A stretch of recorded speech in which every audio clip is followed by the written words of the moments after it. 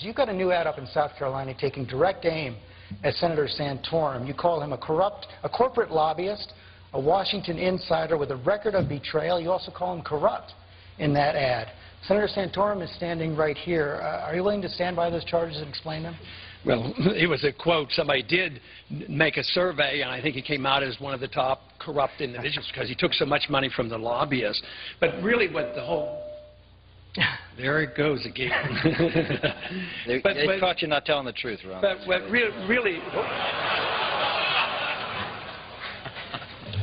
really counts is his record. I mean, he's a big government, big spending individual because, you know, he preached the fact that he wanted a balanced budget amendment but voted to raise the debt 5 times. So he is a big government person.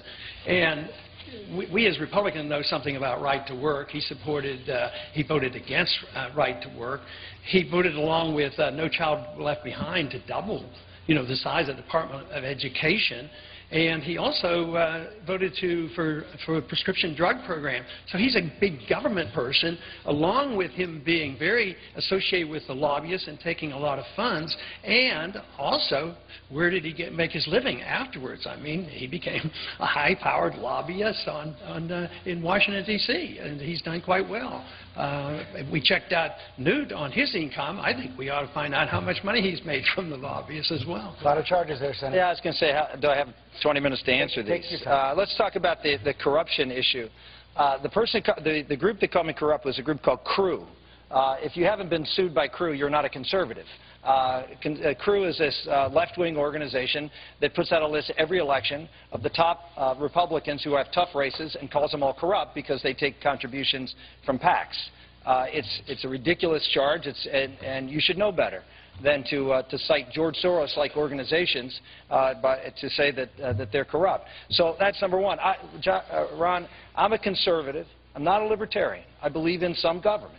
I do believe that government has, that as a senator from Pennsylvania, that I had a responsibility to go out there and represent the interests of my state. And that's what I did, to make sure that Pennsylvania was able, in formulas and other things, to get its fair share of money back. I don't apologize for that any more than you did when you earmarked things and did things when you were a congressman in Texas. As far as the money that I received, you know, I think I'm known in this race, and I was known in Washington, D.C. as a cause guy.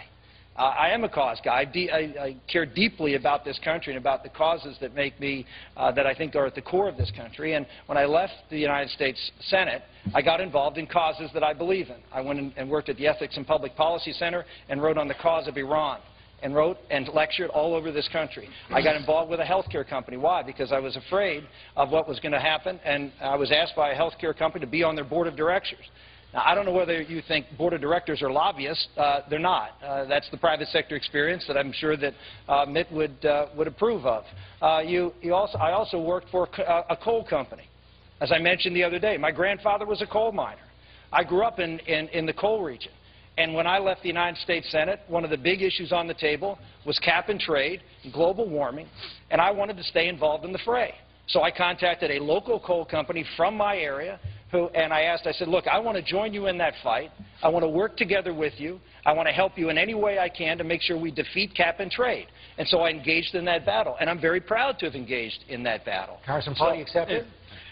Well, you know, it is true. I believe Congress should designate how the money should be spent. I agree with that. But the big difference between the way I voted and the senator voted is I always voted against the spending. I voted against all the spending. There's only been a couple appropriations bills I voted for in the past, 26 years I've been in Washington. So you're a big spender. That's all there is to it. You're a big government conservative. And you don't vote for, you know, right to work and these very important things, and that's what weakens the economy. So to say you're a conservative, I think, is a stretch. But you've convinced a lot of people of it, but somebody has to point out your record. I think I have an opportunity to respond here. I've convinced a lot of people of it because my record is actually pretty darn good. I supported and voted for a balanced budget amendment, the line item veto. I voted, in fact, I used to keep track when I was in the United States Senate of all the Democratic amendments and all amendments that increase spending. I put on the board something called a spendometer. If you look at my spending record and you take all the, quote, spending groups, I was rated at the top or near the top every single year. I go back to the point. I am not a libertarian, Ron. I agree with you. You vote against everything. I don't vote against everything. I do vote for some spending. Okay, I do think government has a role to play, particularly in defense. We'll let everybody get in here, but at first I wanted to bring in Governor Perry on this. We'll stay on this subject. Don't worry about it. Hang on, I'll let you back in here, Ron. You've called Senator Santorum the king. I think you've just seen a great example of why I got in this race. Because I happen to think that I'm the only outsider, with the possible exception of John Huntsman, who has not been part of the problem in Washington, D.C. The insiders in Washington, D.C. We have to nominate someone that can beat Barack Obama, that can get the Tea Party behind them, that can go to Washington, D.C. and stop the corrupt spending that has been going on. And it doesn't make any difference whether you're an insider from Washington, D.C. or you're an insider from Wall Street. That is what Americans rightfully see is the real problem in America today. They want someone who has a record of executive governing experience, like I have in Texas. I've been the commander-in-chief of 20,000-plus troops that get deployed. I have been the governor of a state that has created 1 million net new jobs. That is a record that American people are looking for. That is what Americans are looking for, an outsider that is not corrupted by the process. So, Governor, you're saying Congressman Paul is an insider? I am telling you, anybody that has had as many, I mean, here's what frustrates me, is that you go get the earmarks and then you vote against the bill. Now, I don't know what they call that in other places, but Congressman Paul in Texas, we call that hypocrisy. Well, I call it being a constitutionalist, because I believe we should earmark or designate every penny. You designate weapon systems, you designate money to go to spend $1 billion on an embassy in Iraq. That's an earmark too. I say that Congress has more responsibility. But this thing, back to Senator Santorum, you know, he ducks behind this. He's for this balanced budget amendment that voted 5 times the increase in national debt by trillions of dollars. This is what the whole Tea Party movement is about. Quit. I mean, government's practically stopped over increasing the national debt. You did it 5 times. So what's your excuse for that? That's trillions of dollars. You kept this thing going. You didn't do very much to slow it up when you had a chance. Recently, Dr. Paul referred to you as a chicken hawk because you didn't serve. Congressman Paul, would you say that again? Would you use that phrase again? Yeah, I think people who don't serve when they could and they get 3 or 4 or even 5 deferments they have no right to send our kids off to war and not be even against the wars that we have. I'm trying to stop the wars, but at least, you know, I went when they called me up. But, you know, the veterans problem is a big one. We have hundreds of thousands coming back from these wars that were undeclared, they were unnecessary, they haven't been won, they're unwinnable. We have hundreds of thousands looking for care. And we have an epidemic of suicide coming back. And so many have, I mean, if you add up all the contractors and all the wars going on in Afghanistan and in Iraq, we've lost 8,500 Americans and severe injuries over 40,000. And these are undeclared wars.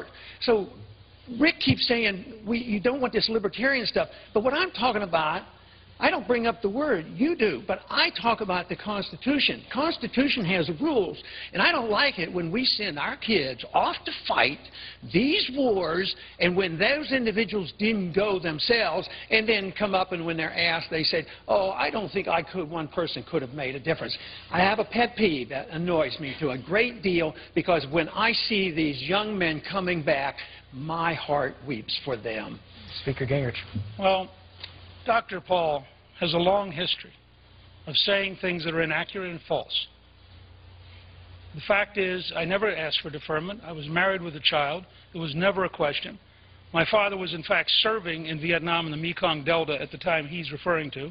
I think I have a pretty good idea of what it's like as a family to worry about your father getting killed, and I personally resent the kind of comments and aspersions he routinely makes without accurate information and then just slurs people with.